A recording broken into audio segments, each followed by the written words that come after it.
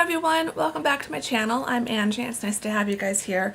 Today, as you can probably tell from the title, I'm doing a Q&A video. I had asked for academia education focused questions in my catching up video, and a bunch of you asked questions. Some of you asked multiple questions. This could be a long and chatty video. So make sure that you've got a nice drink and a snack and are comfy, and let's just dive right in.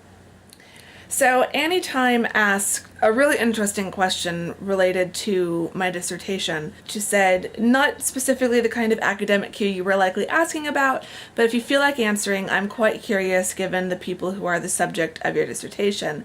The question is, has the current political landscape / situation in the US and other nations of people you're studying changed the course of your writing at all, or made you view the women and their choices in a different or new light? I've been asked similar questions. Namely, I've been asked, why didn't I choose Hillary Clinton as one of my subjects? And also, why didn't I choose, or had I considered choosing, Melania Trump as one of my subjects? And this was a question that came up at the conference that I presented at in London back in October.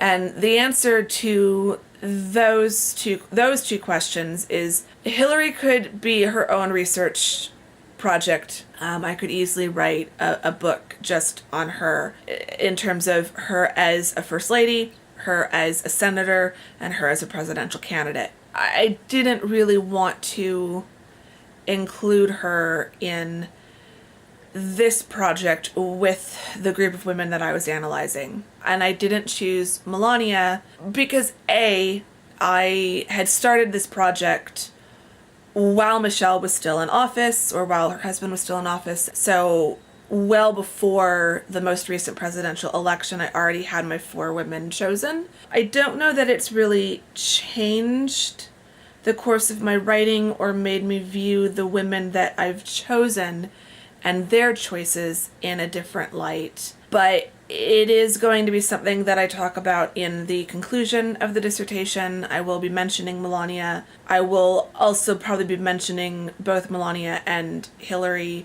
in the introduction as part of my discussion of why I chose the women I chose. But I also plan on mentioning Meghan Markle in the conclusion of the dissertation, because she is kind of making me look at Catherine a little bit differently. I think the choices that I see her making compared to the choices I see Catherine making are very interesting. Not in a competitive one is better than the other way, but just a very interesting way given what I've been analyzing about Catherine.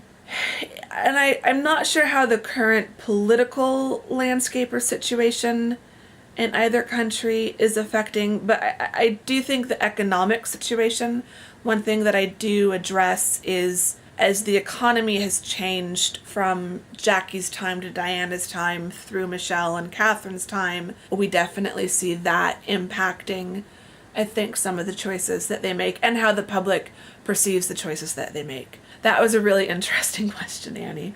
Thank you for that one. The next question is, or a few questions, is from Samantha Stevens, who's another grad school friend of mine on here. First, she humbly requests a Scrivener review video or blog post. I will be doing a video soon. I just need to sort out the tech issues of filming my screen and capturing audio, but I'm hoping to do that very soon. And then for academic / grad school questions, first, how do you decide what books to purchase versus to borrow? That is an excellent question. Books will cost you a lot. That being said, there are some books that I have preferred to buy. Looking at my shelf here, I'd say, and that's not even all of them because now some are scattered all throughout my apartment, but this shelf right here is largely my dissertation shelf. And I'd say more than half of the books I've been using for my dissertation and that were on my comps list I purchased. How do I make the decision? It depends on how often I think I'm going to use it. So if it's something just for one project, like when I was still taking graduate seminars, those would largely come from the library. But if it's a book that I can see myself using multiple times for multiple projects, then it's worth the investment of being able to buy it, read it once in detail, and annotate the heck out of it, and then have that resource to be able to come back to you for multiple projects. For example, I can see some of them on the table over on the other side of the room. The Fashion Body by Joanna Entwistle, Fashion It and Its Social Agendas by Diane Crane. Those are books that I purchased fairly early on because they're books that I was constantly checking out of the library for every project, it seemed, throughout my master's degree. So when I continued on with my PhD, I just decided to just buy them. Whereas other books, like I had a whole section on memory studies and material culture in my comp exam. The only memory studies books that I owned were the ones from when I took a course. So they were my textbooks for that. So that's like Memorial Mania back here and The Texture of Memory. But then some of the other memory books are some of the library ones at the end here. And some of the material culture ones. The ones that were material culture and fashion focused, I purchased. So like defining dress as object, meaning, and identity. This was on my material culture list, but is a book that I knew would probably come in handy in future projects. So it was just better for me to buy it and be able to highlight the crap out of it. Whereas Material Culture by Henry Glassy, he does not talk about fashion, he does not talk about dress. I knew that this would just be a foundational research resource, and so I wouldn't buy this one. In terms of when you buy them, when you purchase them, look around, buy used when possible. The used section on Amazon is brilliant. I think this was a former library book, which is why it's got the barcodes and the stickers and stuff. This I think cost me like $5. So I buy used whenever possible, and I'm always on the lookout. Whenever I'm traveling, I keep an eye out. Also, because I'm a fashion scholar, and because of the type of women that I study, this is just something I probably picked up at W.H. Smith, but I look for things like this. I can always find collector's magazines in the bookshops in London on the Monarchy. Also in museums, if you go to any museums related to your research, always check out their gift shops. I will usually connect to the museum Wi-Fi and see if I can find the item on Amazon back home, because it's sometimes cheaper that way, and then I'm not having to have huge heavy books on the airplane. But if it's something that I can only get at that museum, then I will get it there. So even once you've made the decision to buy it, there are still certain tips and tricks to not spend hundreds and hundreds and hundreds of dollars building your collection. I mean, the books that you see behind me, I've been building it for a long time. So you kind of build it a little bit, and definitely use part of your textbook budget and kind of plan that wisely. And then another one of Samantha's questions are, I'm interested in knowing how you effectively make notes for unowned books. So I can also show you the Henry Glassy book for this. It's probably not the best way, but what I do is post-it notes. So I will find post-it notes that fit the margins or roughly fit the margins, and then I will write stuff in the margins. So what you would normally write, down in this space, I just write it on the post-it note, and I can also then highlight or draw a line to indicate text that I might otherwise highlight. In a book like Henry Glassy, there wasn't a lot because this was more of just an outside source, but if I can reach. This is an example of a book that I should just buy. The Face of Fashion by Jennifer Craik.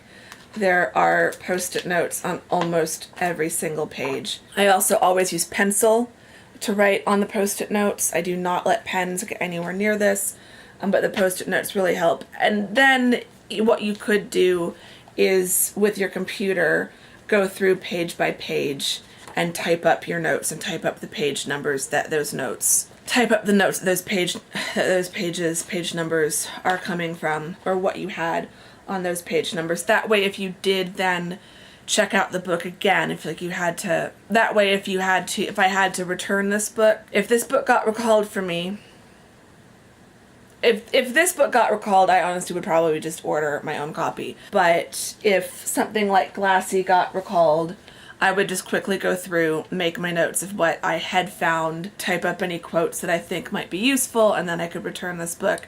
But then I would have those notes and those page numbers recorded if I needed to check this book out again. So that's kind of my tip on that. But I feel like that's probably not the most effective way of making notes. So yeah, you'd kind of have to try out. But that's the only thing that I've come up with, because I'm not a huge note taker in terms of handwriting notes or typing notes while I read. I'm more the sort that marks pages with little page flags and highlights and stars things. So the post-it note method lets me still kind of draw lines of blocks of text that I would highlight and star things that are of interest, and write a few keywords so that as I'm flipping back through the book, I can see kind of why I noted that page. And then Samantha's third question was also, what is the process like to choose your advisor? I feel like I got really lucky with that. It's not an easy choice. When I was doing my master's here, she was the person who had taught my research methods class, and so she was already familiar with the project that I was proposing on Bond girls in the James Bond films, and had been excited about it. So she was a natural choice for that. And then when I came in for the PhD program in the same department in the same school, again, she's the only one in my department that does the kind of research, that does research even remotely similar to my own. So for me, it just kind of, she was the most obvious choice. But we also get on really well. I really like her personality. I feel very comfortable with her. I feel like I can admit when I don't know something, and I don't feel like I have to be the perfect student all the time with her, which I think is really important, to have that freedom to admit that you don't know something and that you need help. And I trust her to give me that help. So I think looking for people who do your research, or at least understand your research, but who also have a personality that you get along with. I always advise that even if you don't have to pick your advisor, now overseas I know it's different. Like in the UK, you have to choose who your supervisor would be when you are applying to the program, and I do not envy being in that position. Here, we have a couple years before we have to pick our advisor, and so I always advise American students, or people who are at universities that follow the kind of American model, even if you don't have to choose your advisor right away, be looking at every faculty member in your department from the moment you get there. And I would say if you do have to pick someone ahead of time, you should be in communication with that person and be emailing with them, talking with them. Do a campus visit if you can. Try to get to know them and let them get to know you, and not just know their research, but them personally, other students of theirs if possible. What do people say? I'm lucky that my advisor is well liked by pretty much everyone. I've never heard any of the grad students in my department say anything bad about her, because there is nothing bad to say about her. So yeah, it's complicated. I would like to do a separate blog post on that at some point to explain that a little bit more, but that's probably like the most succinct answer I can give. Another of Samantha's questions was, did you find it easy to make friends in your program? Yes and no. Because I had already done a master's at the university, I already knew a lot of people. But even when I was doing the master's, I made a lot of friends through my coursework. And I would say if you go into a program that doesn't have a coursework component, then make sure that you are getting involved in any social group or club that the university offers for grad students so that you are getting to know them somehow.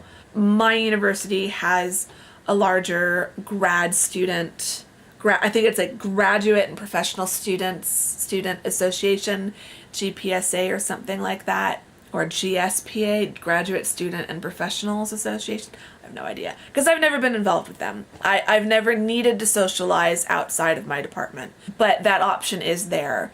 So most universities have a variety of options, and you should definitely take advantage of as many of them as possible. So I think in terms of how easy it is, because I grew up in the Army and I've moved around a lot and I've always had to make friends quickly, I'm pretty good at making friends relatively easily in terms of people that I feel I can go to coffee with, talk to about school, talk to about even some of the personal things. It's a different kind of friendship. There are some of the only people I can talk to about grad school stuff because they're the only ones that understand what it's like to do a PhD. I have made some really wonderful friends through grad school who will probably be friends after grad school. And I think that's important. So yeah, I think making friends and how easy it is, that really depends on how easy you find it to make friends outside of school. You know, some people really struggle in social situations, and so I think grad school could be very overwhelming. Other people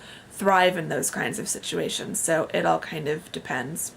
And then her last question was, what was the paper you wrote on YouTube about? And I haven't really talked a whole lot about this, partly because it's still in process in terms of being published. I think once it is published, I will talk about it a lot more. So that paper was looking at the beauty community on YouTube, specifically Fleur de Force.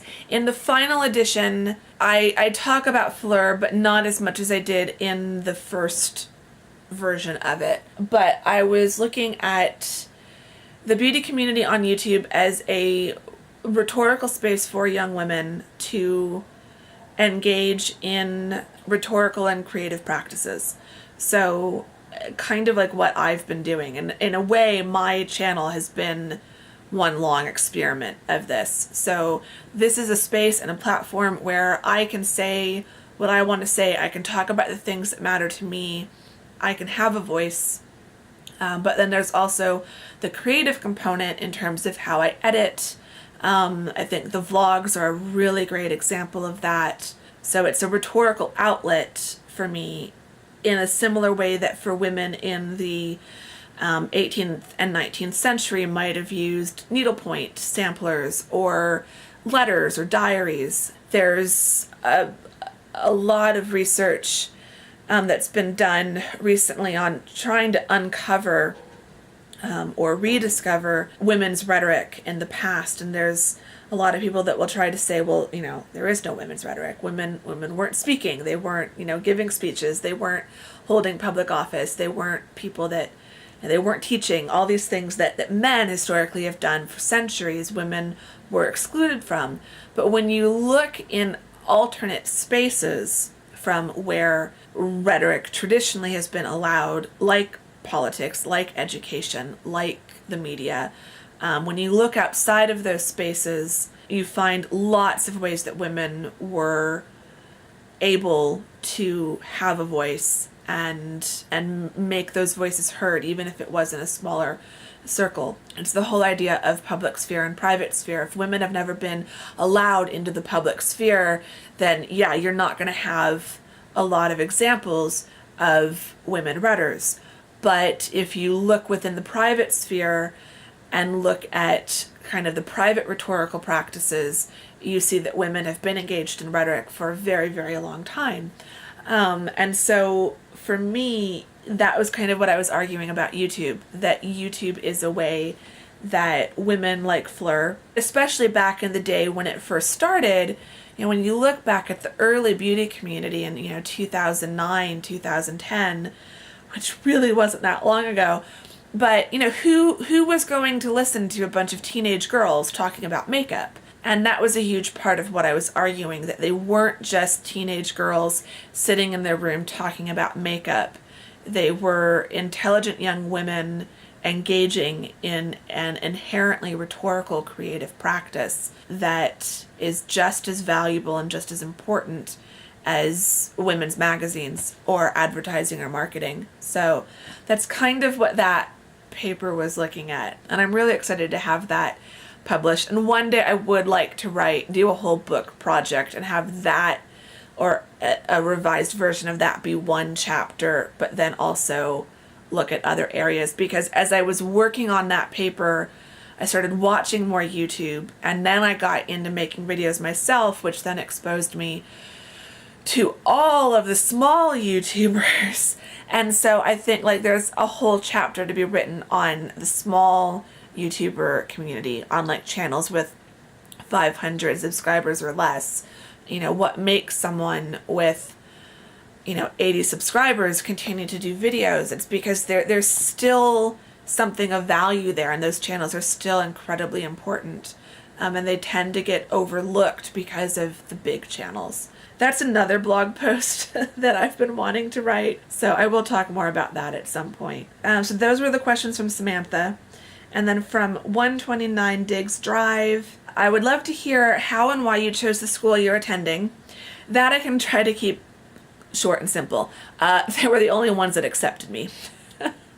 For my PhD, well, for the master's, they were the only one that I applied to. And then when I applied to PhDs, I applied to 7 schools and 6 rejected me. And I still need to find those rejection letters because I want to frame them and put them up next to my PhD diploma when I get it. So I applied to 7 and 6 rejected me. And then for the uni that I'm at, I was accepted but then waitlisted for funding, and so I didn't even know if I was going to be able to attend for the longest time because I really couldn't afford to do a PhD unfunded.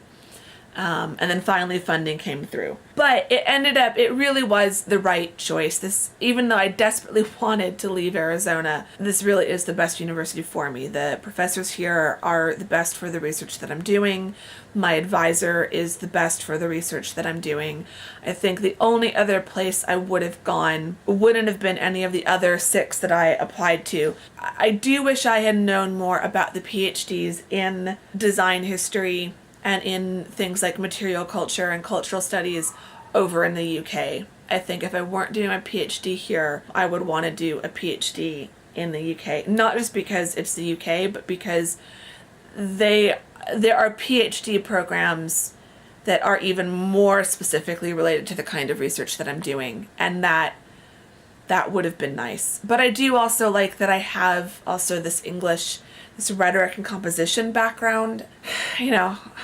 Everything works out the way it's supposed to, I suppose. As far as rhetoric programs go, ASU is one of the best. They are one of the top rhetoric programs in the country, but they are also, from what I've seen and from what I've heard, one of the best when it comes to alternative rhetorics. And because I do fashion rhetoric and visual rhetoric and material culture, this really is the best place for me. And then you also asked, would they keep you on to teach there after you graduate? Probably, but not at the level that I would basically be one step up from what I am now. So I could be hired as an instructor, and I probably will apply just in case. It wouldn't be the same as being a professor. It is a potential option to stay here, and I might do that for a year while I look overseas, which I think, was your next question. And are you going to try applying for jobs in England?